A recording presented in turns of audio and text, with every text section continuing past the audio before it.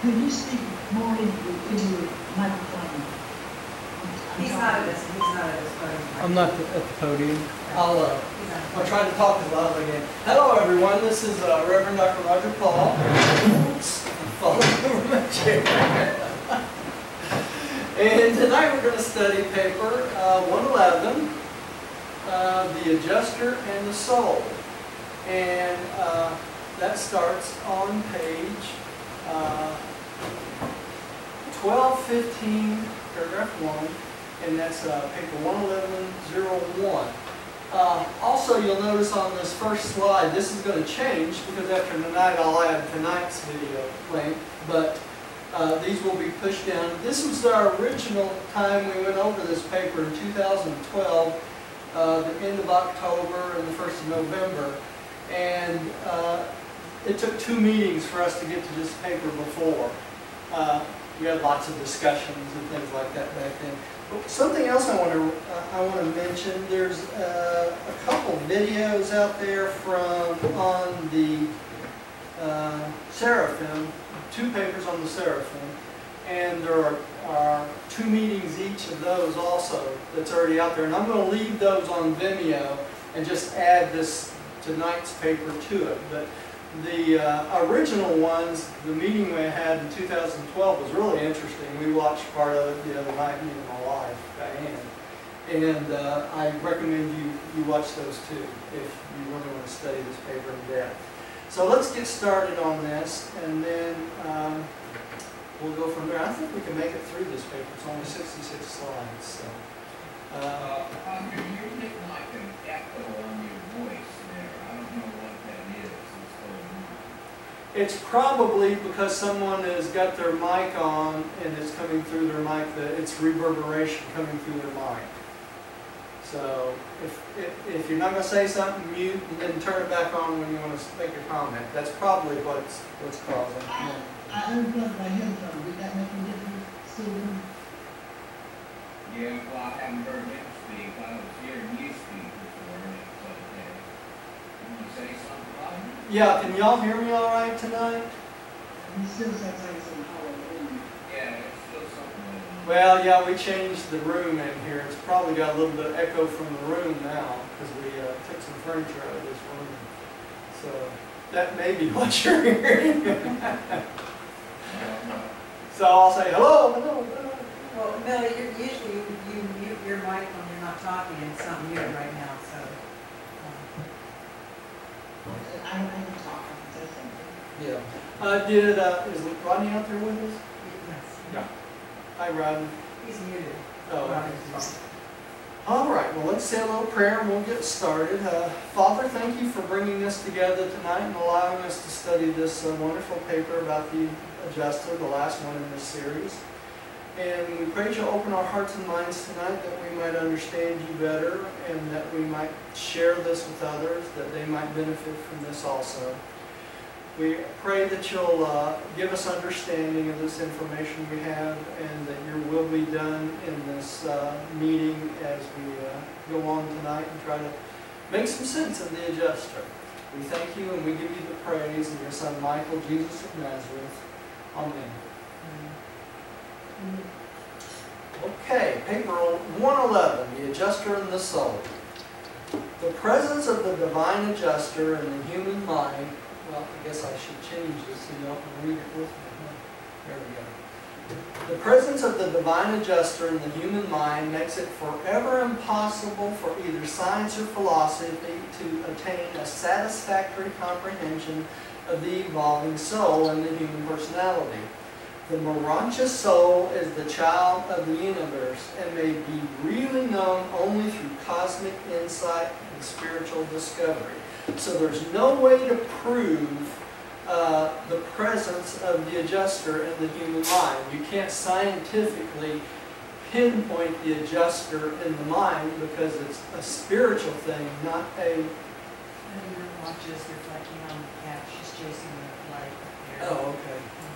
It's a spiritual thing, not a material thing.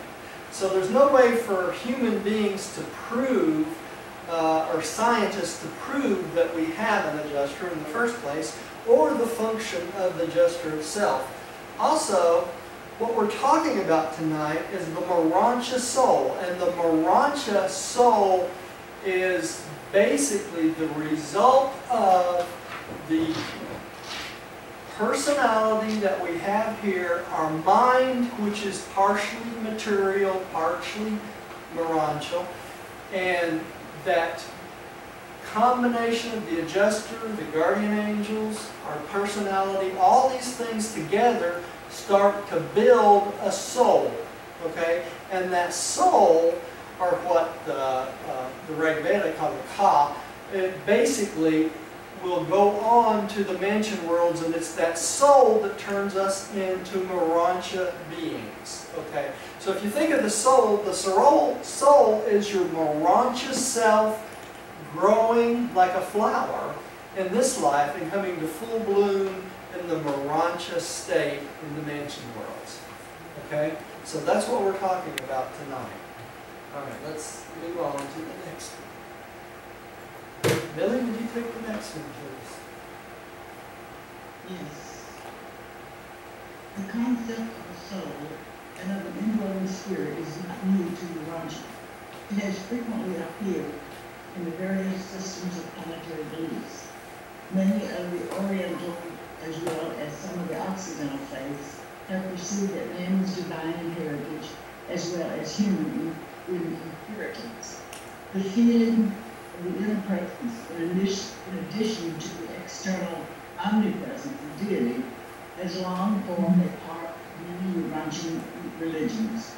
Men have long believed there is something growing within the human nature, something vital that is destined to endure beyond the short span of temporal. So even early man realized there was something within them that was outside themselves, right? And that they realized that there was this divine inheritance, or this piece of deity within each of us that helps us go on past this life. And this was sensed by human beings from the very beginning. It's been since the dawn of mankind, and we started to get thought adjusters. Okay. What? Oh shoot! I hit the. Sorry. All right. Let me kill this when it comes up.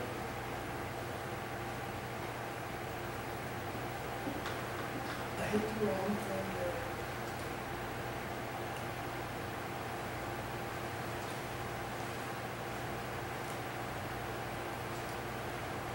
All right.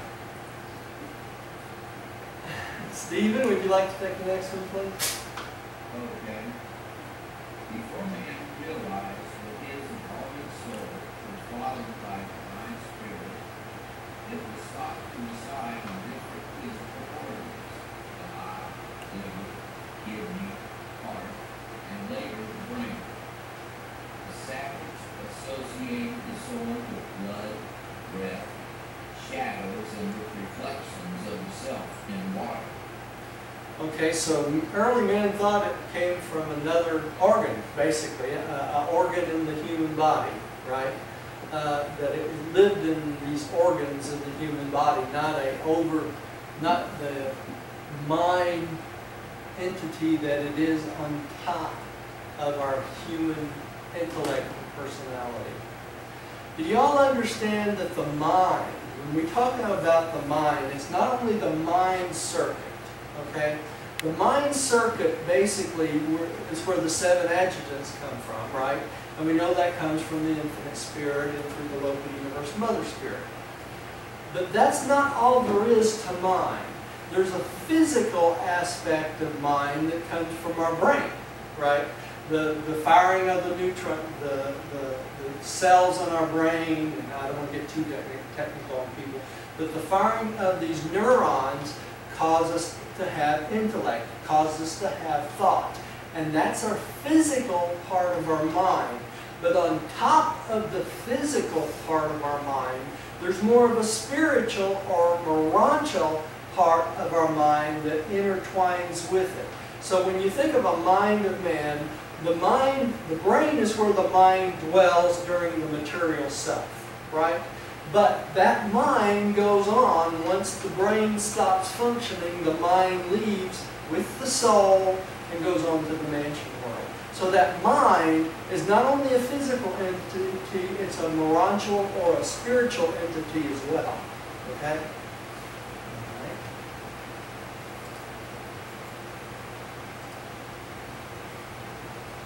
All right. Rodney, will you take the next one?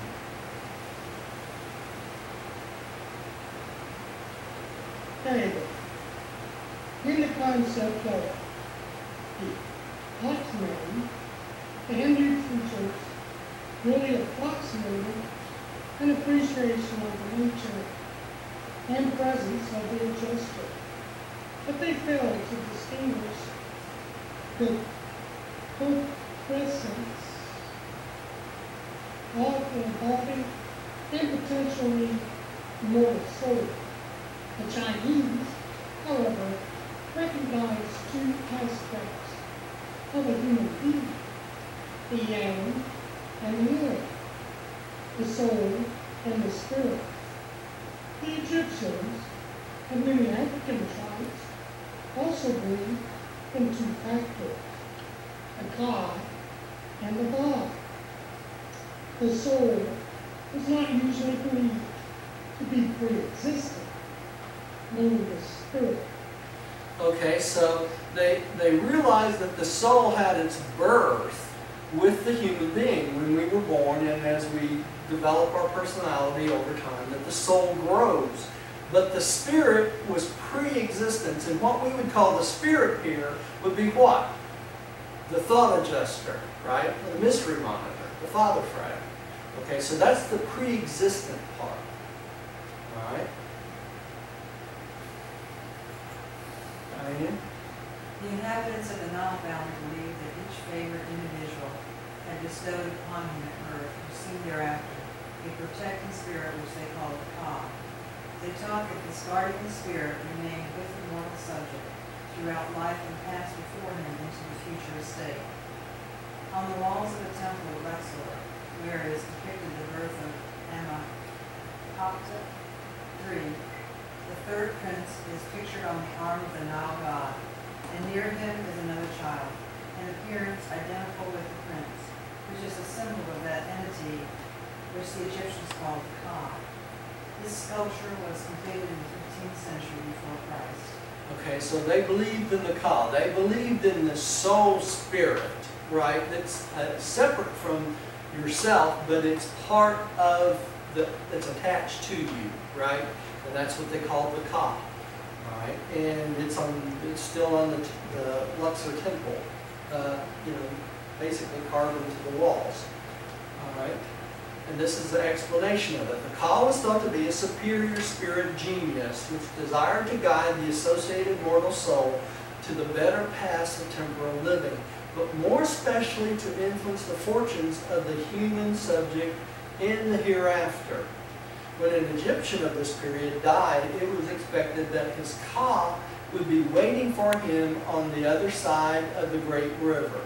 At first, only kings were supposed to have Kas, but presently all righteous men were believed to possess them. One Egyptian ruler, speaking of the Ka within his heart, said, "I did not disregard its speech. I feared to transgress its guidance. I prospered thereby greatly. I was thus successful by reason of that which it caused me to do. I was distinguished by its guidance." Many believed that the Ka was an oracle from God and everybody. Many believed that they were to spend the eternity in gladness of heart and in the favor of God that is in you. All right, this is not far off, is it? You know, we're talking about the thought adjuster with the deity fragment within you, right? Millie, would you take the next one?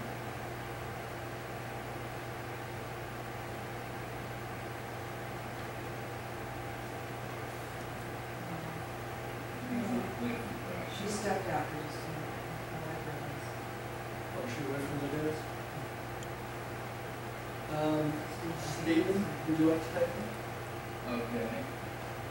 Every race of evolving to ranch mortals has a reward equivalent to the concept of soul. Many primitive people believe the soul looked out upon the world through human eyes. Therefore, did they so cravingly fear the malevolence of the evil eye. They have long believed that the spirit of man is the lamp of the Lord. The Rigveda says, "My mind speaks to my heart." What would his mind be in that case? It would be the adjuster speaking to the brain, right?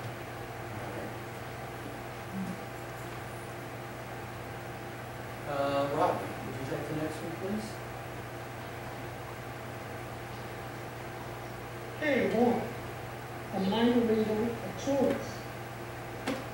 When the work of adjusters is spiritual in nature, they must, of course, do all their work upon an intellectual foundation. Mind is the human soil from which the spirit monitor must evolve a neurological soul with the cooperation of an intellect personality. You see the three parts there, right? You see you have the human mind, which is the physical and the spiritual part of it, right? The spirit monitor. What's the spirit monitor they're talking about there? That would be the thought adjuster, right? And the personality. All three of them work together to evolve a Morancha soul from this life. Okay? And that Morancha soul is what wakes up when we hit the mansion world. That's our Morancha being, right? Interesting. All right. Diane? There's a cosmic unity in several mind levels of the universe of universes. Intellectual cells have their origin in the cosmic mind, much as light take origin in the cosmic energies of universe space. On the human, hence personal, level of intellectual cells, the potential of spirit and evolution becomes dominant. With the ascent of the mortal mind, because of the spiritual endowments of the human personality, together with the creative presence of an entity point of absolute value in such human cells. But such a spirit dominance of the material mind is conditioned upon two experiences. This mind must have evolved up through the ministry of the seven adjutant mind spirits, and the material, personal, self must choose to cooperate with the indwelling adjuster in creating and fostering the Morancha self, the evolutionary and potentially immortal soul. Okay, so in order for the soul to develop, it must have the cooperation of what? Us. We have to choose to develop this soul, or basically to survive, right? And this is the human will that allows this to happen. It's interesting because I was reading something in another paper just today when I was doing some editing, and it talked about in another paper about the universe of universes is not a static, dead complement of just a bunch of physical planets, okay? That it is actually alive. It's an organic unit, okay? So if you think of the universe of universes as having basically a life of its own, okay? So it has many aspects and many facets of different types of personality that makes up the universe of universes, including the Supreme and God's got the Supreme Being, God the Supreme, and other beings such as that. And all those beings that create planets and everything, we are part of that creation. As we create our soul, we are adding to the alive part of the universe of universes. So each one of us are like little cells in this universe of universes. And as we grow our soul, we add to the growing and the fruition of these universes, right? So we become an integral part of that. And That is what they're talking about here, and it says the intellectual selves have origin in the cosmic mind. Okay? And the cosmic mind is that over-control, or that mind that goes throughout all 7 of the super universes and even out into the outer space levels. Okay? So we're part of that integral cosmic mind. And as we evolve and we create our soul, even our life on this planet, by developing that soul, is part of that integration into the cosmic mind. Isn't that beautiful? All right. Material mind is the arena in which human personalities live, are self-conscious, make decisions, choose God or forsake Him, eternalize or destroy themselves. So through your mind, you can make yourself permanent and eternal, or you can choose not to survive and destroy yourself. It's your choice. Right? Millie. She's still out there. Okay. Steve. Okay. Material evolution has provided you a life machine, your body. The Father Himself has endowed you with the purest spirit reality known in the universe, your thought adjuster. But into your hands, subject to your own decision, has been given mind, and it is by mind that you live or die. It is within this mind and with this mind that you make those moral decisions which enable you to achieve a juster likeness, and that is godlikeness. Okay, so it's the choosing, it's the will, right?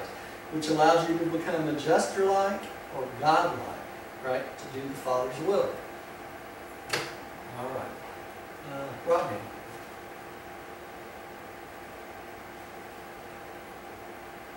Moral mind is a temporary intellect system known to human beings for use in the material lifetime. And as they use this mind, they are either accepting or rejecting the potential of eternal existence. Mind is about all you have of universe reality that is subject to your will, and the soul, unrighteous self, will faithfully portray the harvest of the temporal decisions which the moral self is making.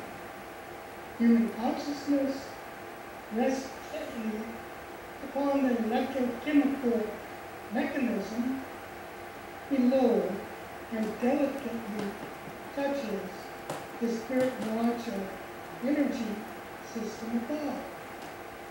Of neither of these two systems is a human being ever completely conscious in his moral life. Therefore must he work in mind of which he is conscious. And it is not so much what mind comprehends as what mind desires to comprehend that ensures survival.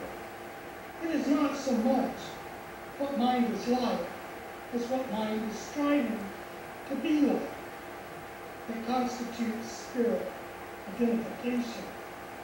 It is not so much that man is conscious of God as that man learns God. That results in universal ascension. What you are today is not so important as what you are becoming day by day and in eternity. Well, that's gorgeous, isn't it? I love this sentence in here. It says, the human conscious rests gently upon the electrochemical mechanism below and delicately touches the spirit neurological energy system above. So we're kind of right there at that point, and we're reaching out for that spiritual energy which comes from God the Father. What a wonderful concept.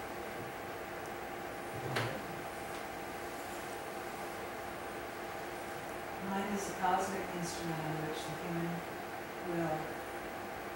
Mind is the cosmic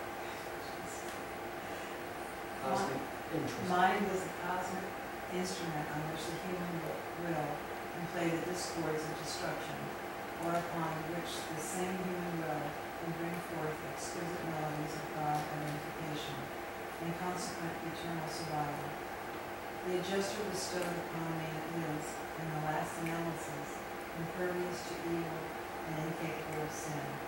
But mortal mind can actually be twisted, distorted, and rendered evil and ugly by the sinful machinations of a perverse and self-seeking human will. Likewise can this mind be made noble, beautiful, true, and good, actually great, in accordance with the spirit of illuminated will of the God-knowing human being. Okay, so we can go two ways, right? We can become self-centered and evil, or we can choose to try to do the will of God in our life and become spirit illuminated. Isn't that nice? It's an easy choice.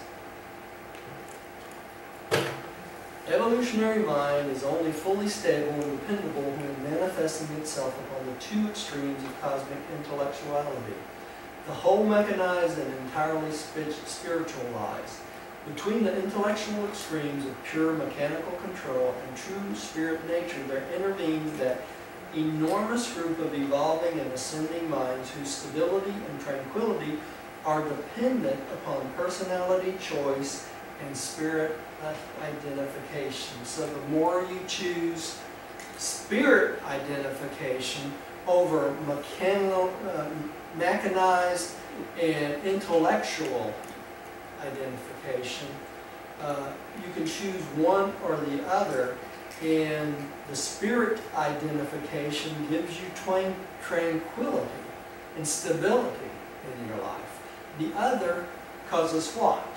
Chaos, evil, self-centeredness. All these things that we shouldn't be are from this intellectual, basically making ourselves more important than God and our fellow man. Right? It's the wrong way to go. You know, it's really funny because Jesus kept teaching us the same thing over and over and over, and it was so simple. The fatherhood of God and the brotherhood of man. If you're concerned with the fatherhood of God, you're not self-centered because you want to do the will of God. And if you're concerned with the brotherhood of man, other people become more important than self. So all those tendencies like jealousy and rage and all these bad things won't happen in your life, because if you have a brotherhood of man and you truly love your brothers, those things are all replaced with love. Right? All right. Man does not passively, slavishly surrender his will to the adjuster. Rather does he actively, positively, and cooperatively choose to follow the adjuster's leading, when as such leading consciously differs from the desires and the impulses of the natural mortal mind. The adjusters manipulate but never dominate man's mind against his will. The adjusters to human will is supreme, and they so regard and respect it while they strive to achieve the spiritual goals of thought adjustment and character transformation in the almost limitless arena of the evolving human intellect. So we have to choose to do the will of the adjuster or the will of the Father. Right? It's a conscious choice. Millie, would you like to take the next one?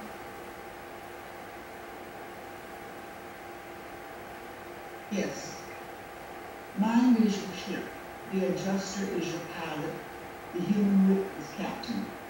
The master of the mortal vessel should have the wisdom to trust the divine pilot to guide the ascending soul into the Morontia harbors of eternal survival. Only by selfishness, slothfulness, and sinfulness can the will of man reject the guidance of such a living pilot.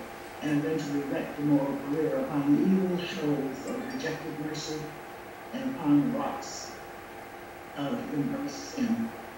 With your consent, this faithful pilot will safely carry you across the barriers of time and the handicaps of space to the very source of the divine mind and on beyond, even to the paradise Father of justice. Well, that's about as plain as you can put it, isn't it? It's poetic. It is. Very poetic. Stephen, would you take the next one, please? Okay, nature of the soul. Throughout the mind functions of cosmic intelligence, the totality of mind is dominant over the parts of intellectual function. Mind, in its essence, is functional unity. Therefore, does mind never fail to manifest this constitutive unity, even when hampered and hindered by the unwise actions and choices of a misguided self. And this unity of mind invariably seeks for spirit coordination on all levels of its association with selves of will, dignity, and ascension prerogatives. In other words, those that are mentally aware that they're trying to follow the will of the Father, right? And these are will, dignity, and ascension prerogative. These are candidates for ascension onto the mansion worlds, right? But we still have the dominant force. We're still the captains, I guess, of our ship. Rodney, would you take the next one?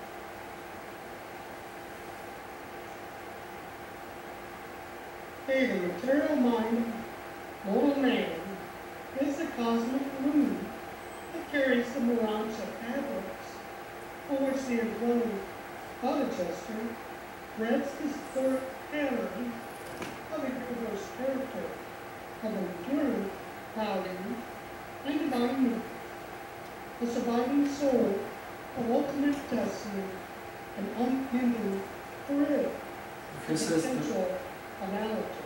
It's the material mind of man that starts this cosmic loom of developing the Morancha character or our soul. So we started on this world, and it ends up blossoming on the mansion worlds, doesn't it? Okay, it's the development of the soul. The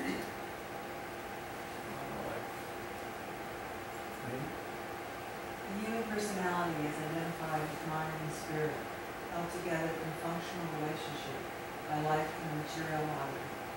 This functioning relationship of such mind and spirit does not result in some combination of the qualities or attributes of mind and spirit, but rather in an entirely new, original, and unique universe value or potentially eternal endurance soul. So our personality doesn't stay exactly the same, does it? It grows as we develop the soul, and when we take up the soul in the Morancha world, or the mansion worlds, the soul has created a whole new type of being, and we become that whole new type of being. Does that make sense? So the soul is the development of our Morancha self. There are 3 and not 2 factors in the evolutionary creation of such an immortal soul. These 3 antecedents of the Morancha human soul are: 1, the human mind and all cosmic influences antecedent thereto and impinging thereon, the physical mind, right? The divine spirit indwelling this human mind and all potentials, inherent in such a fragment of absolute spirituality, together with all associated spiritual influence and factors of human life. The thought adjuster, the other spiritual influence, what would that be? The Spirit of Truth, the Holy Spirit, and whom else? The guardian angels, right? 3, the relationship between the material mind and the divine spirit, which connotes a value and carries a meaning not found in either of the contributing factors to such an association. The reality of this unique relationship is neither material nor spiritual, but morontial. It is the soul. So it's the coming together of both the material mind and the spiritual, divine spirit of God the Father and the spiritual nature that brings up together this morontial spiritual being, and that is what becomes the soul. Really? Yes. The Midway preachers have long denominated this evolving soul of man the mid-mind, in contradiction to the lower material mind and the higher or cosmic mind. This mid-mind is really a morontial phenomenon, since it exists in the realm between the material and the spiritual. The potential of such a morontial evolution is inherent in the two universal urges of mind: the impulse of the finite mind of the creature to know God and attain the divinity of the Creator, and the impulse of the infinite mind of the Creator to know man and attain the experience of the creature. So it's not just us reaching up to God, it's God reaching down to man, right? It takes both parts. Mm-hmm. All right. Steve. This supernal transaction of evolving the immortal soul is made possible because the mortal mind is first personal and second is in contact with perennial realities. It possesses a supermaterial endowment of cosmic ministry which ensures the evolution of a moral nature capable of making moral decisions, thereby effecting a bona fide creative contact with the associated spiritual ministries and with the indwelling God adjuster. You see here where it says it's the first personal and the second is the contact with the super animal realities. These are realities above the animal level, okay? And then there's the super material endowment of cosmic ministry. This is what we were talking about earlier. It's the cosmos itself, right? And those together create a creature that's capable of making moral decisions, right? And with that moral decisions, the thought adjuster is able to create its work in changing our thoughts to spiritual values. Right? Rodney.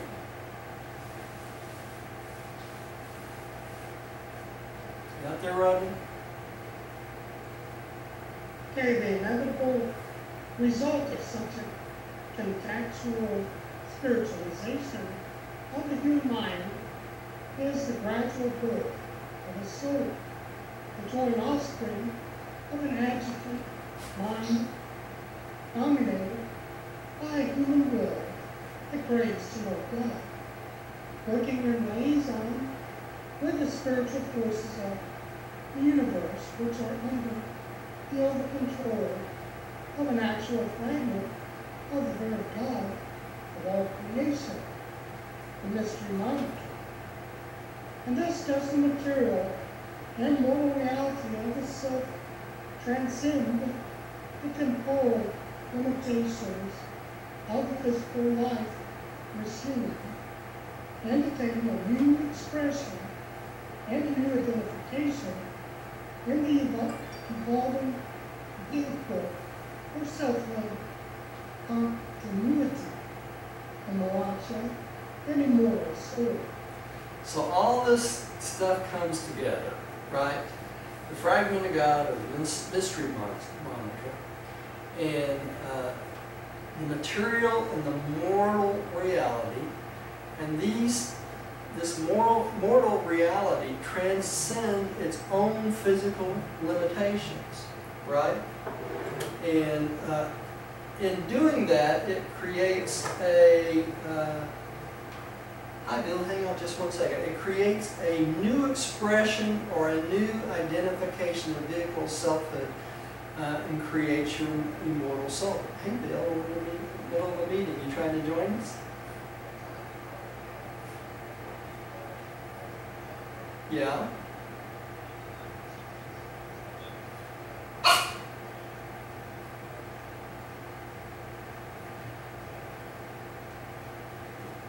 Hadn't connected yet? Do you see Bill Harris's box up there? Read back the number there. Let's make sure he has the right number for that. Excuse me, folks, for just a minute. Let me read you the number back here. It's 664-789-583, right?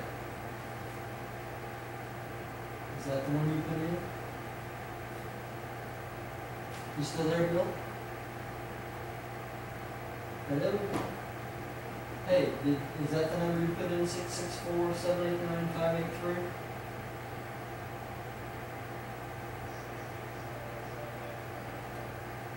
$583.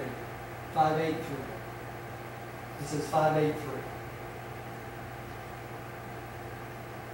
You missed the 8.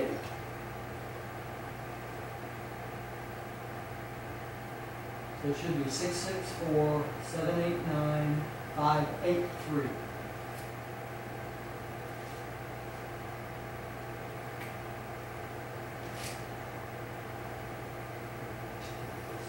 Let's see if it pops up.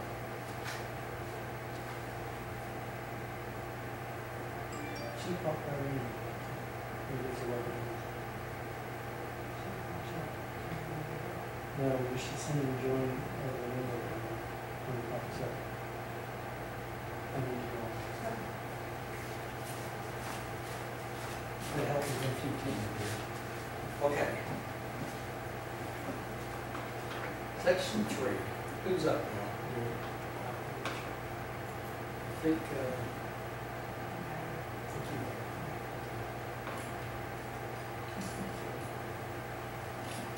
The evolving soul. The mistakes of mortal mind and the errors of human conduct may markedly delay the evolution of the soul, although they cannot inhibit such a mirage phenomenon when once it has been initiated by the indwelling adjuster with the consent of the creature will. But at any time prior to mortal death, this same material human will is empowered to rescind such a choice and to reject survival. Even after survival, the ascending mortal still retains this prerogative of choosing to reject eternal life at any time before fusion with the adjuster. The evolving and ascending creature can choose to forsake the will of the Paradise Father. Fusion with the adjuster signalizes the fact that the ascending mortal has eternally and unreservedly chosen to do the Father's will. tell him there should pop something, if it's his first time joining us, there should pop something up that he needs to install the client. There's a little installation thing that happens. There's an installation button that you have to push, Bill. When it first pops up, it'll When it say first pops open, something like that. Okay, so the adjuster can rescind, the human being can rescind the consent of the adjuster at any time prior to fusion. Okay, upon fusion, you actually fuse with that adjuster. But any time before that time, you can reject survival and you will not continue on, right, past this life. So that's pretty important. So, Well, Roger, yeah, obviously, even on the mansion world, you can reject survival. that's correct, Rodney. Until you fuse, and we know that many people do not fuse until about the 5th mention world. So that's quite a long time. You can still reject survival on the mansion world, and you won't continue on, right? So the only way we're totally certain of our survival is when we fuse with our adjuster. And at that point, survival is guaranteed, right? And that's why not till that point are we considered real sons of God. We're only faith sons of God up to that point. So, did he pop in? No.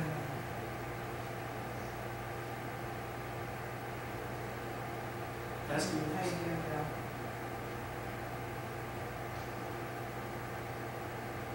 Bill? No. Huh? Bill, can you help? Can you help? I hear Diane talking, but I don't hear what she's saying. She's talking to Bill, trying to get Bill connected. Okay. So I believe I'm up next, right? During the life of the flesh, the evolving soul is enabled to reinforce the supermaterial decisions of the mortal mind. Okay, good, go ahead, Bill. The soul being supermaterial does not of itself function on the material level of human experience. Neither can this sub-spiritual soul without the collaboration of some spirit of deity, like the adjuster, such as the adjuster, function above the Morontia level. Neither does the soul make final decisions until death or translation divorces it from the material association with the mortal mind, except when and as this material mind delegates such authority freely and willingly to the Morontia soul of associated function. During life, the mortal will, the personality power of decisive choice, is resident in the material mind circuits. As terrestrial mortal growth proceeds, this self, with its priceless powers of choice, becomes increasingly identified with the emerging Morontia soul entity. After death and following the mansion world resurrection, the human personality is completely identified with the Morontia self. The soul is thus the embryo of the future Morontia vehicle of personality identity. Do you realize the importance of this Morontia soul? It is your new vehicle when you get to the mansion world. The soul becomes you on the mansion world. When you're resurrected in your new body, it's the new soul that takes residence in this body. Your new body. Okay? Millie. Yes. This immortal soul is at first wholly Morontia in nature, but it possesses such a capacity for development that it invariably ascends to true spirit levels of fusion, valued with the spirits of deity, usually with the same spirit of universal Father that initiated such a creative phenomenon in the creature mind. Okay, so we start out as Morontia in the mansion world, and as we grow, we eventually get to the first spirit status, right? And that happens after fusion. Stephen. Both the human mind and the divine adjuster are conscious of the presence and differential nature of the evolving soul. The adjuster fully, the mind partially. The soul becomes increasingly conscious of both the mind and the adjuster as associated identities, proportional to its own evolutionary growth. The soul partakes of the qualities of both the human mind and the divine spirit, but persistently evolves towards the augmentation of spirit control and divine dominance through the fostering of a mind function whose meanings seek to coordinate with true spirit value. So when we wake up on the mansion worlds, the mind part that goes with us, or our personality, with our new soul tries to associate meanings and values which are taught to us through the adjuster. Okay? And that's how the soul grows. And the soul eventually grows to the point of the spirit dominance, or where we become more spirit beings. Did you get him? He's on there? Okay. Let him know where we're at so that he can read if he wants I see Bill Harris, but I don't see Rodney anymore. to. Right? Well, You see me? Yeah, yeah. yes, we can see you, Bill. Rodney, I don't see Bill. Oh, Oh, okay. the screen's full, that's all. Yeah. If you scroll down, you can see him. Yeah, I see the screen. I see Bill, I don't see I'm on the Cleve. screen, but I don't see anybody else. Oh, no, you won't see anybody. You may not see anybody else, Bill. It depends on your computer. But you should see the screen where it's got the slides now. Because the slides are full screen.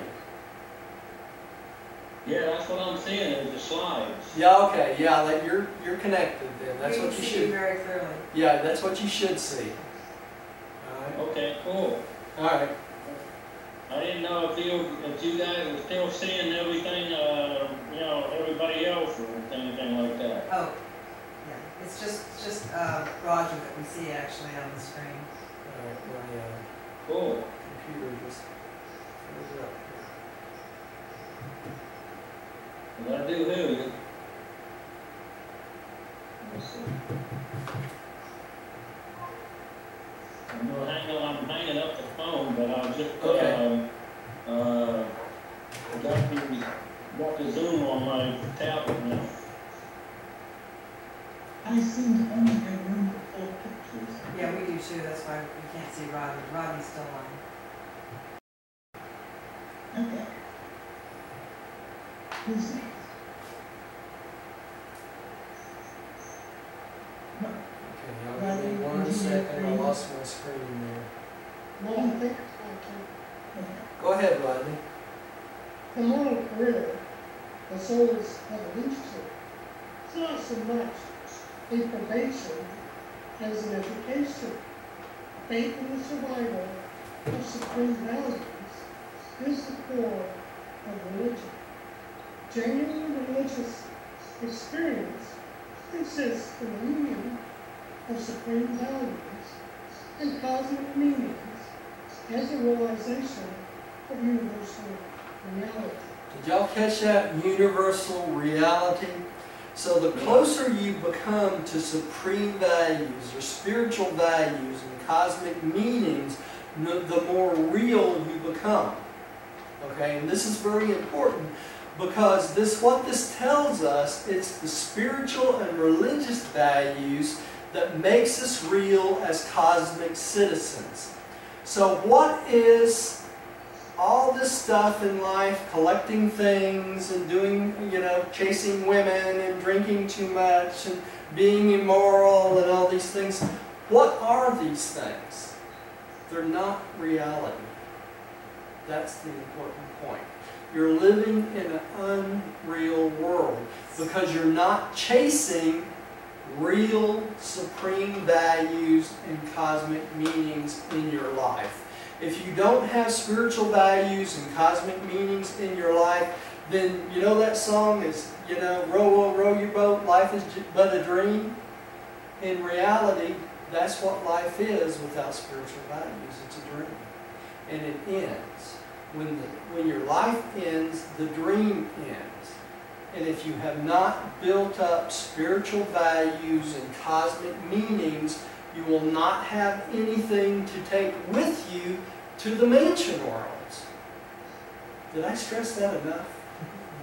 I mean, that's just the way it is. And that's hard for people to understand. So when you're running around chasing things and buying cars and trying to have new houses and all the best things and greatest things, these things all pass away. They mean nothing, really. They're nice to have. They're nice to live in things like that. But they have no real value. They have no real cosmic meaning or spiritual value. That's the problem. Okay. I'll get off my soapbox on that one. Who's next? Bill, would you like to read next? Okay. 3:6. Can you hear me? Yeah. Cool. Mind knows quantity, reality, meaning. but quality, values, is felt. That which feels is the mutual creation of mind, which knows, and the associated spirit, which realitizes. Get that? Realitizes? Okay? So it basically creates things, it takes things and makes them real. Alright? Otherwise, they're just illusions to us. Alright? So where do we stick him in at? After Millie? Okay, Stephen, would you take the next one? Okay. Insofar as man's evolving, conscious soul becomes permeated by truth, beauty, and goodness as value realization of God consciousness, such a resultant being becomes indestructible. If there is no survival of eternal values in the evolving soul of man, then mortal existence is without meaning, and life itself is a tragic illusion. But it is forever true. What you begin in time, you will assuredly finish in eternity, if it is worth finishing. Okay, did y'all catch that? The life outside of these moral values and spiritual meanings is an illusion. It's a tragic illusion. You know, it means nothing, basically. And you remember the quote I use a lot that those things that have no spiritual meaning in our life are like scaffolding that falls away. That's what they're talking about. Okay? So it all fits together. All right. Rodney, would you take the next one? He stepped out. Oh, didn't? Okay. Is he there? He said he stepped out. Oh, okay. Do you want to take the next one? For the inner life, recognition is the intellectual process of fitting the sensory impressions received from the external world into the memory patterns of the individual. Understanding connotes that these recognized sensory impressions and their associated memory patterns have become integrated or organized into a dynamic network of principles. So as we take these things out into us, they become our principles in life over time, right? Meanings are derived from a combination of recognition and understanding. Meanings are non-existent in a wholly sensory or material world. Meanings and values are only perceived in the inner or supermaterial spheres of the human experience. So the meanings and values it keeps talking about in the book are spiritual meanings and values, not the sensory or material things that happen in our world every day, but our reaction and relationship to these things. All right. Millie, would you take the next one? Yes. The advances of true civilization are all born in this inner world of mankind. It is only the inner life that is truly creative. Civilization can hardly progress when the majority of the youth of any generation devote their increasing energies to the materialistic pursuits of the sensory or outer world. Thrills and chills, right? That's what young people like. You know, they like thrills in their life, music, things like that, you know, that thrill them, that make them feel good. It's the sensory world around them, right? But if they have no idea of the spiritual world, the spiritual values and growing, then they're wasting their time through life. They're not growing, right?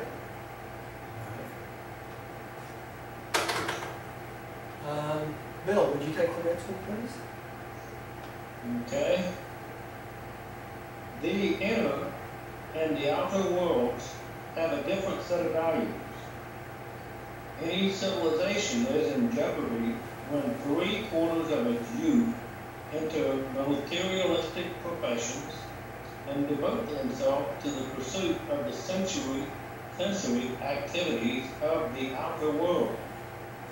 Civilization is in danger when youth interest themselves in ethics, sociology, eugenics, philosophy, the fine arts, religion, and cosmology. And these are fields that are important for young people to go in. And when they go away from these things and go for the sensory type things, like what would be a sensory profession? Video games. Video games, perfect example. Just using computers just for playing, that'd be another perfect example, right? What's another one? Music that has no spiritual value, that's another one, right? Music is wonderful. It helps us to be more spiritual. It helps in a lot of different ways. But if you're just running around pounding the floors and not having any musical skills that promote your spiritual and mental capabilities, it's of no use, right? Roger, Yeah, that means our civilization is in danger. right now, yes, it is. Right. Yep. And I want to make it something clear too. It talks about here eugenics. They're talking about here organized science to make the human condition better. All right. We're not talking about what Hitler tried to do. Okay. And I want to make that clear because people, as soon as they see eugenics, they think Hitler because of what he tried to do. You know, eradicating the Jews and that sort of thing. That's not what they're talking about here. They're talking about manipulating our science to make our life more enjoyable. Okay? Get rid of disease. Get rid of physical problems. All these things that help us as a race, right? Mankind race. People will try and teach their children in choosing their mate to find someone who is physically fit, mentally alert, and morally straight. That's exactly right, Miller. And people don't do that as much as they used to do they? They go out and whoever looks good to them at the time, that's who they end up with, right? They fall in love. Want the football players, and young men want the big boobs on the ladies. That's right. You're exactly right. With no thought whatsoever to mentally alert or morally straight. They think that's physically fit. That's right. That's right. So they have no good genes to pass on down to their kids, do they? You know? You have to plan. You have to plan for these things. That's Have right. healthy. And whose job was that didn't get finished? Adam and Eve, right? That was their job to do that. So now we have to take up and do it. All right. Okay, Stephen, would you take the next one, please? Okay. Only in the higher levels of the superconscious mind, as it impinges upon the spirit realm of human experience, can you find those higher concepts in association with effective master patterns, which will contribute to the building of a better and more enduring civilization. Personality is inherently creative, but it thus functions only in the inner life of the individual. Catch that? The inner life of the individual, the spiritual life, not just the material, feel-good life, right? Rodney, would you take the next one? Is he back? Snow crystals are always hexagonal in form, but no two are ever alike. Children conform to types, but no two are exactly alike, even in the case of twins. Personality follows types, but is always unique. So each one of us, each individual is totally unique within itself, right? You know, that seems to be something that a lot of people have concern about when they look at the teachings of Christ. They think that we're all going to be just alike and we're going to lose our individuality. But that's not the case at all. No, not, it's just the opposite of that, isn't it, Stephen? Yes, that's right. Just the opposite. Happiness and joy take origin in the inner life. You cannot experience real joy all by yourself. The solitary life is fatal to happiness. Even families and nations will enjoy life more if they share it with others. So having association with other human beings is very important. You cannot completely control the external world environment. It is the creativity of the inner world that is most subject to your direction, because there your personality is so largely liberated from the fetters of the laws of antecedent causation.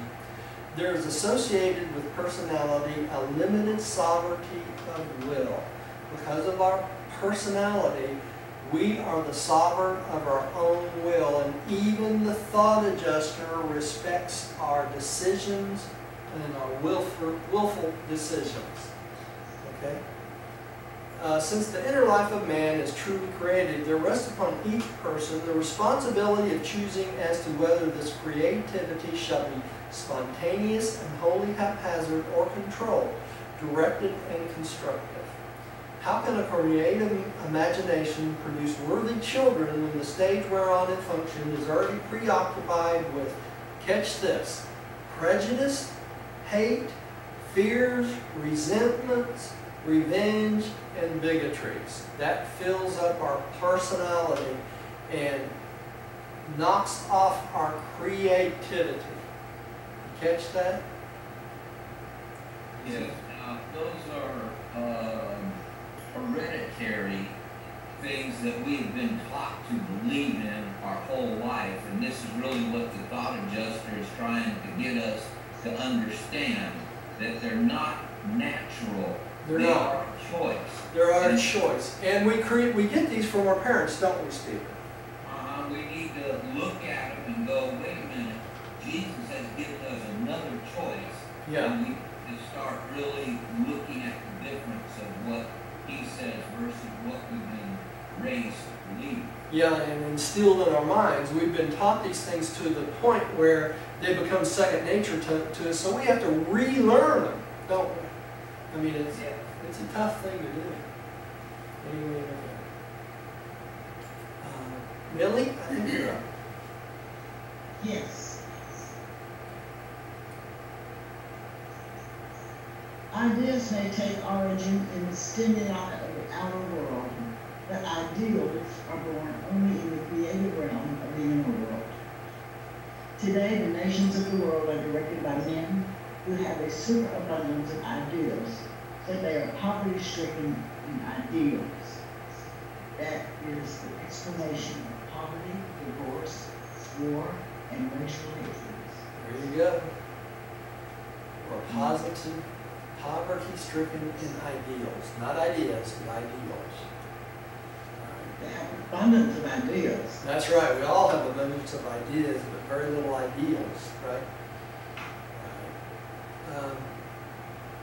Bill, would you take the next one? Okay. This is the problem. The free will man is endowed with the powers of creativity in the inner man.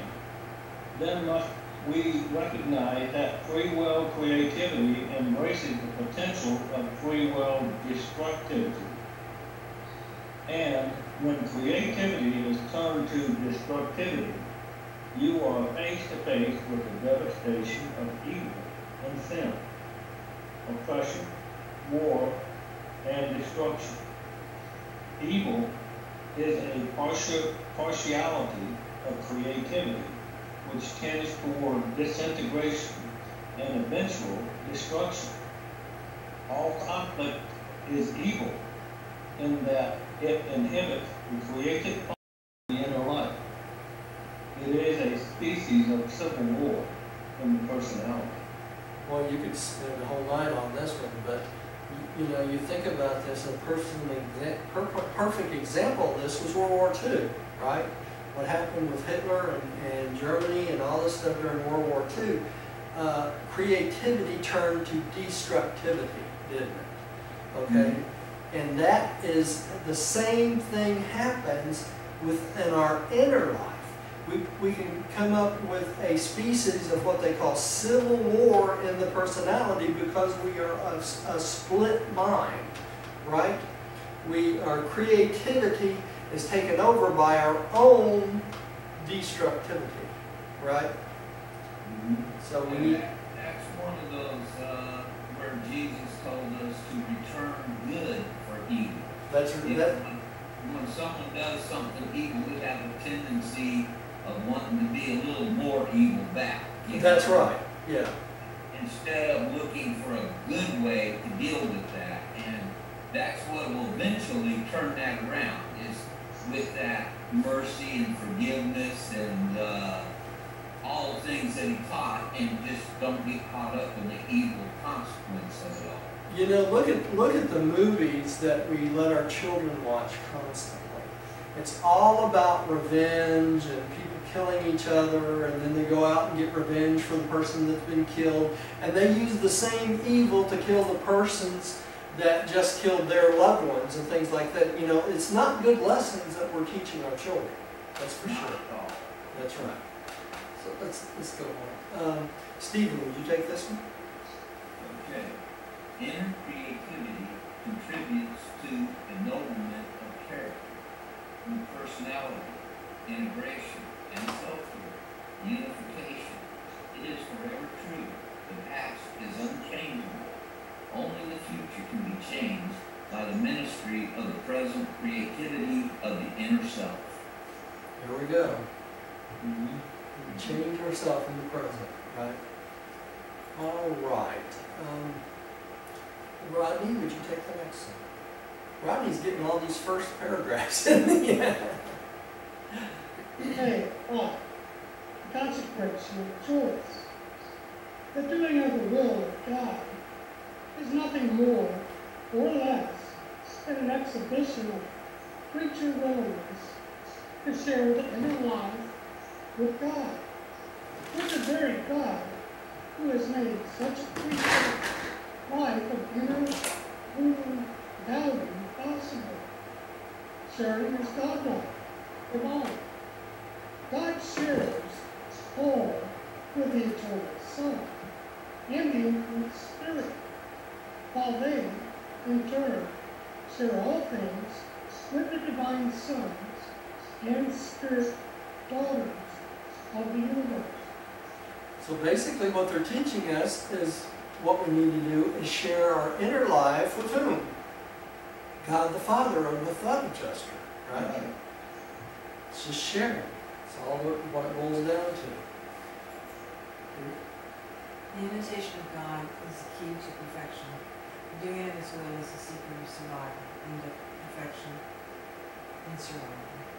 So doing the will of God is the secret to survival and getting to perfection in that survival, right?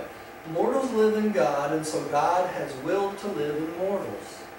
As men trust themselves to Him, so has He, and first trusted a part of Himself to be with men, has consented to live in men and to indwell men subject to the human will. You know, it's just amazing to me that God the Father is willing to be subject to a human will as imperfect as we are. You know? Billy. Yes. Peace in this life, survival in death, perfection in the next life, service in eternity. All of these are achieved in spirit now when creature personality consents, chooses to subject the creature will to the Father's will. And already has the Father chosen to make a fragment of himself subject to the will of the creature personality. That's the secret to a peaceful life right there. That slide, right? Peace in this life, perfection in the last life, all of these consist in doing the Father's will. That's why Jesus came to us and tried to tell us, you know, about the fatherhood of God and the will of man, to give us a peaceful life. Bill, would you take the next one, please? Yeah. Such a creature, choice, is not a surrender of will. It is a consecration of will, an expansion of will, a glorification of will, a perfecting of will. And such choosing raises the creature will from the level of temporal significance to that higher personality of the creature, Son, communes with the personality of the Spirit, Father. Very good. It's interesting here they say that such a creature choice is not a surrender of will, right? It's an expansion of our own will. It gives us the will of God and expands our choices. All right? Stephen, will you take the next one? Okay. This choosing of the Father's will is still purifying man of the Spirit Father by mortal man. Even though an age must pass before the creature Son may actually stand in the factual presence of God on paradise. This choosing does not so much consist in the negation of creature will, not my will, but yours be done, as it consists in the creature's positive affirmation. It is my will that your will be done. And if this choice is made, sooner or later will the God-choosing Son find inner fusion with the indwelling God fragment, while the same perfecting Son will find supreme personality, satisfaction in the worship, communion of the personality of man and the personality of his Maker. Two personalities whose creative attributes have eternally joined in self-will mutually of expression, the birth of another eternal partnership of the will of man and the will of God. It's a marriage, isn't it? It's a marriage between God the Father and your personality. That's why they call the future fusion with the adjuster, what? A betrothal to that adjuster. It will become fact, right? The other thing on this paragraph that is just blows me away is it is my will that your will be done, right? So you're choosing that the Father's will be done over yourself, right? All right. Rodney. You take the next one? 6. The human paradox. Many of the temporal troubles of mortal man grow out of his twofold relation to the cosmos. Man is a part of nature. He exists in nature, and yet he is able to transcend nature. Man is finite, but he is enveloped by a spark of infinity.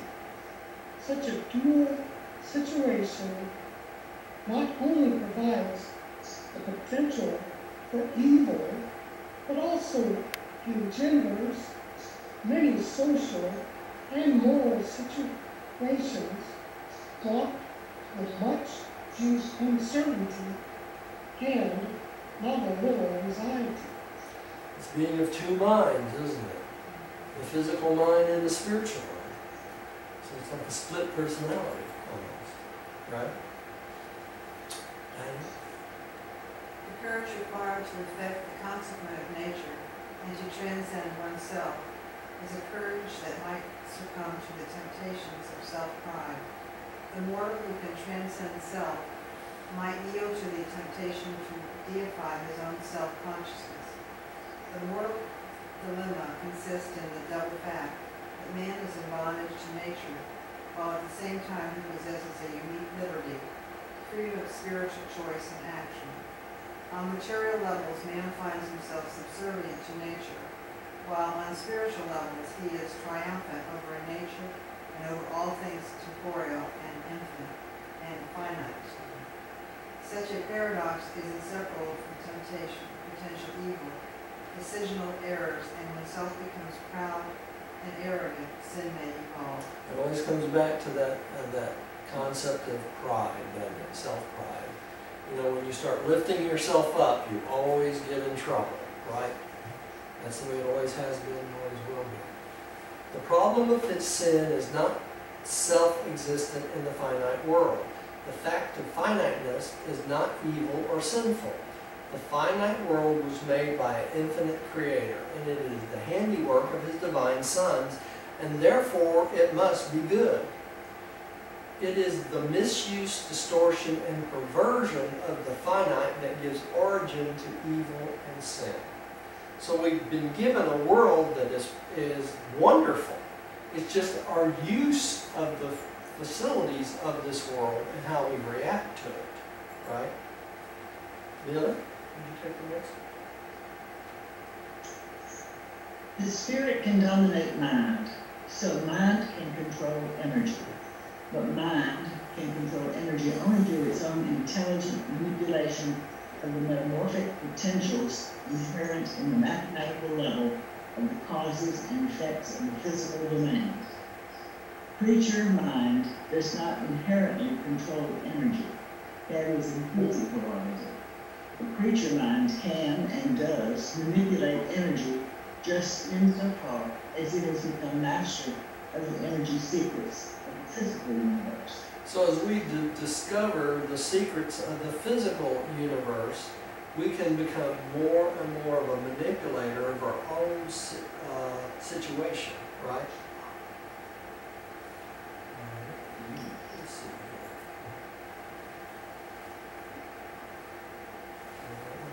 here. Bill, would you take the next one, please?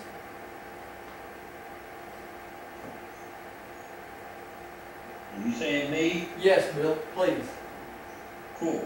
When man wishes to modify physical reality, be it himself or his environment, he succeeds to the extent that he has discovered the ways and means of controlling matter and directing energy. Unaided mind is impotent to influence anything material save its own physical mechanism, with which it is inescapably linked. But through the intelligent use of the body mechanism, mind can create other mechanisms, even energy relationships and living relationships, by the utilization of which this mind can increasingly control and even dominate its physical level in the universe.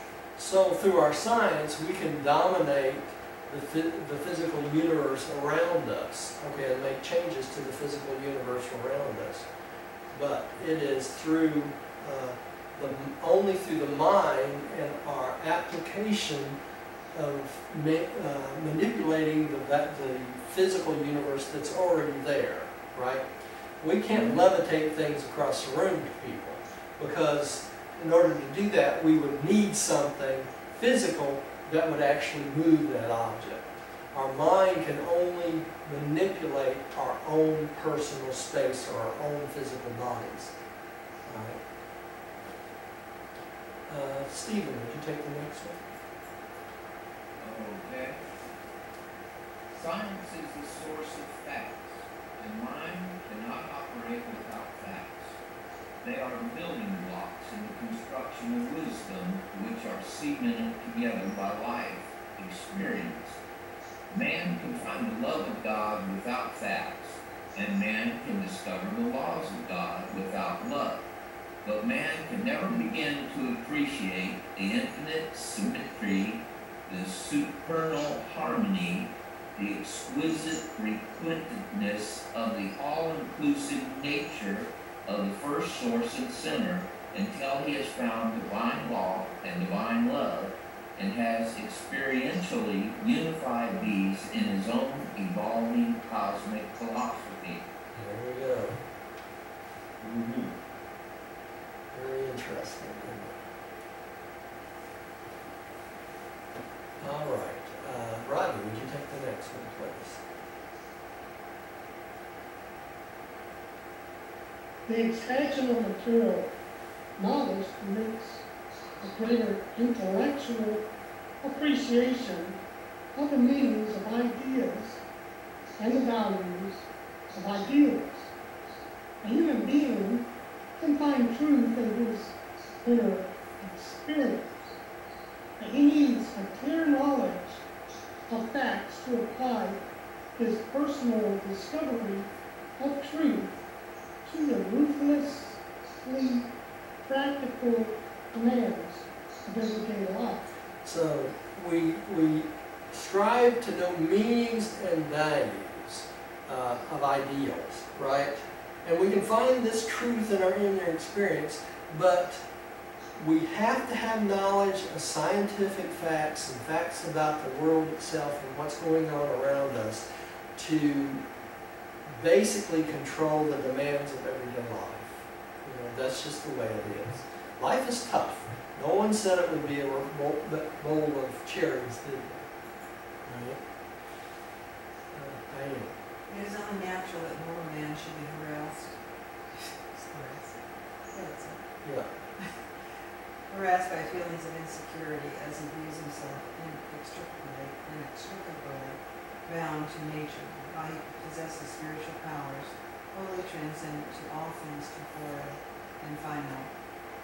Only religious confidence, living faith, can sustain man amid such difficult and perplexing problems. So only our faith can get us through this, right? Because it is tough, any way you look at it. Of all the dangers which beset mortals, man's nature, and jeopardize his spiritual integrity, pride is the greatest. Courage is valorous, but egotism is vainglorious and suicidal. Reasonable self-confidence is not to be deplored, but man's ability to transcend himself is the one thing which distinguishes him from the animal kingdom. So we have to watch out for that pride thing, don't we? All the time. All right? Millie. Pride is deceitful, intoxicating, and sin-breeding, whether found in an individual, a group, a race, or a nation. It is literally true. Pride goes before a fall. Notice here it hits all the different groups, an individual, a group, a race, or a nation. Any of these things that comes too prideful is on its way down. I mean, that's just the way it is, right? All right. Bill, would you take the next one? Okay. 7, the adjuster's problem. Uncertainty with security is the essence of the paradise adventure. Uncertainty in time and in mind. Uncertainty as to the events of the unfolding paradise ascent. Security in spirit and in eternity. Security in the unqualified trust of the creature Son in the divine compassion and infinite love of the universal Father. Uncertainty as an inexperienced citizen of the universe. Security as an ascending Son in the universe mansions of an all-powerful, all-wise, and all-loving Father. So it takes trust of that Father, doesn't it? Because we have all these uncertainties all the way up through paradise, right? It's not exactly spelled out every little thing we're going to come up against, does it? But we do have certainty in the love of the Father and the love of God, and that He's got a plan for each and every one of us, right? So that should give us some certainty anyway. Rodney, would you take the next one?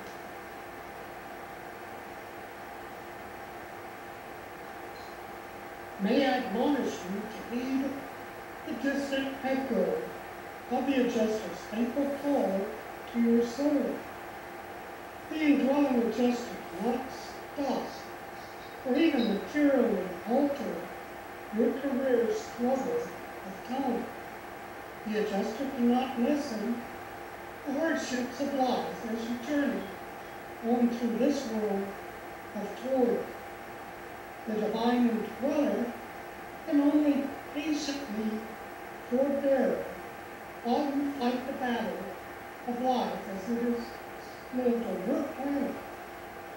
But you could, if you only would, as you work and worry, as you fight and toil, permit the valiant adjuster to fight with you and for you. You could be so comforted and inspired, so enthralled and intrigued, if you would only allow the adjuster constantly to bring forth the pictures of the real moment, the final aim, and the eternal purpose of all this difficult uphill struggle with commonplace problems of your present material world. So the adjuster will not take the struggle away from you, really, but he will go through it with you, okay, through the whole struggle of life. So the adjuster's not there to make everything perfect in your life, right? You can pray all you want to, but there are limitations in which the adjuster will not interfere. These are lessons of life, and life is hard, any way you look at it. But we can benefit from these hard lessons if we allow the adjuster to go with it through us and bring to mind the things of the benefits of the future, right? All right. Okay. Why do you not aid the adjuster in the task of showing you the spiritual counterpart of all these strenuous material efforts? Why do you not allow the adjuster to strengthen you with the spiritual truths of cosmic power, while you wrestle with the temporal difficulties of future existence? Why do you not encourage the heavenly helper to cheer you with the clear vision of the eternal outlook of universal life as you gaze in perplexity at the problems of the passing hour? Why do you refuse to be enlightened and inspired by the universal viewpoint while you toil amidst the handicaps of time and flounder in the maze of uncertainties which beset your mortal life journey? Why not allow the adjuster to spiritualize your thinking, even though your feet must tread the material paths of earthly endeavor? This is self-explanatory. I don't think we need to say anything about that. The higher human races of Urantia are complexly mixed. They are a blend of many races and stocks of different origin. This composite nature renders it exceedingly difficult for the monitor to work efficiently during life and adds definitely to the problems of both the adjuster and the guardian seraphim after death. Not long since I was present on Salington and heard a guardian of destiny present a formal statement in attenuation of the difficulties of ministering to her mortal subject. The seraphim said, and Lily, would you take that last one, please?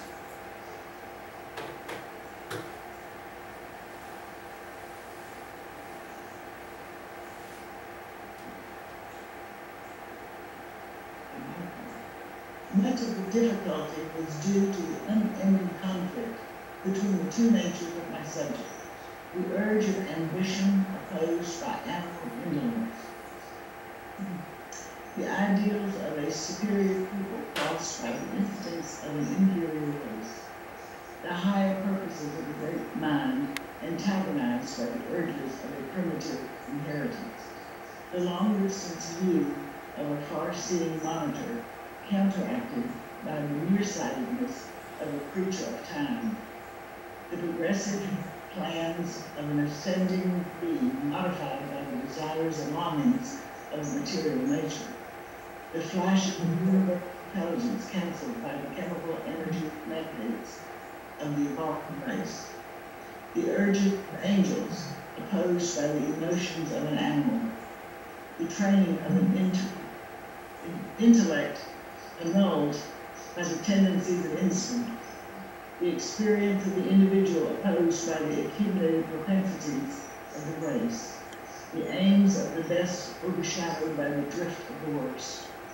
the flight of the genius neutralized by the gravity of mediocrity, the progress of the good retarded by the inertia of the bad, the art of the beautiful besmirched by the presence of evil, the buoyancy of health neutralized by the debility of disease, the fountain of faith polluted by the poison of fear, the spring of joy embittered by the waters of sorrow, The gladness of anticipation disillusioned by the bitterness of realization. The joys of living ever threatened by the sorrows of death. Such a life on such a planet. And yet, because of the ever-present help and urge of the thought adjuster, this soul did achieve a fair degree of happiness and success. It has even then ascended to the judgment halls of men's only. Presented by Solitary Messenger Local. That could make me cry. It could. It's just so beautiful, right? And it explains our life perfectly, doesn't it? Right? Now, at this point, y'all, I have two very good videos. Actually, Bill was at it, you were too, Millie, and Rodney, and Stephen was there on our Seraphic Guardians of Destiny. So, we have these two papers and 3 more to get through the third section of the book. Would y'all like me to go back through these again? Since it was 2012 when I did these before, would y'all like to do these other 5 papers again? Certainly. Okay, well we'll just keep going then. Yeah, I have no problem. Okay, well we'll go all the way through the end then. I'd kind of like to do that myself. I'm going to leave these videos out there on Vimeo though because they're very good. I was, everybody had such good comments and things like that during these videos, so I'm going to leave them on Vimeo and we'll just add the new ones to it. So next time actually I've got Seraph 113. We're not doing 113 next time. We're doing personality survival next time. Okay? This was the wrong slide for this, the end of this, and I don't even know how this got in here. But next time we won't do 113, we'll do 112, which is personality survival. And then we'll go on to do the Seraphic Guardians, the 2 papers on that. So let's have a little prayer, and we'll close for tonight. We'll take it up next week. Bill, since you're back with us, would you like to pray tonight for us? Close us? Yeah. Okay.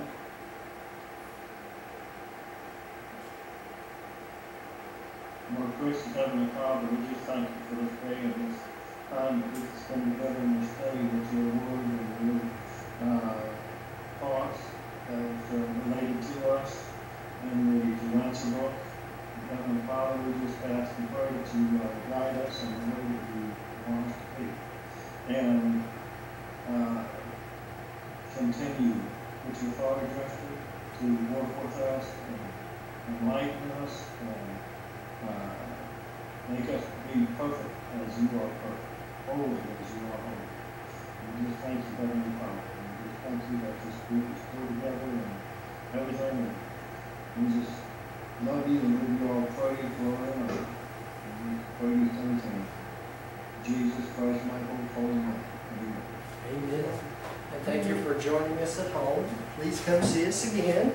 Find us on Vimeo and on our website.